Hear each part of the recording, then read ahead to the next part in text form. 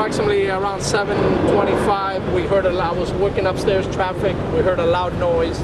We ran down, and when we got here, we saw that the bus had wedged itself in the tunnel. There was no front of the bus. The front of the bus was gone. So we had to try to get in somehow because the door wasn't working. So we jumped on top of the bus and went in through the front. I was the second or third officer on scene.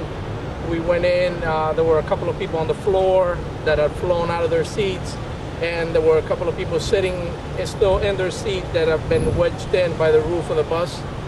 Some appear to be injured more seriously than others.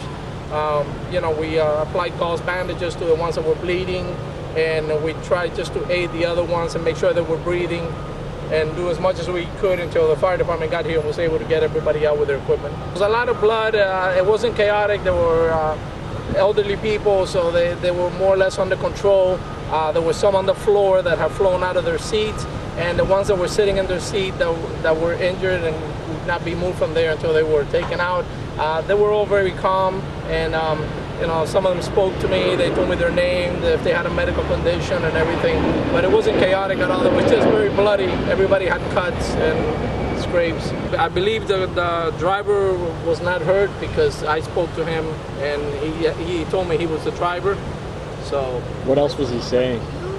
That's it. I mean, he just told me he was the driver. He couldn't open the door, and that's when we jumped in the front of the bus.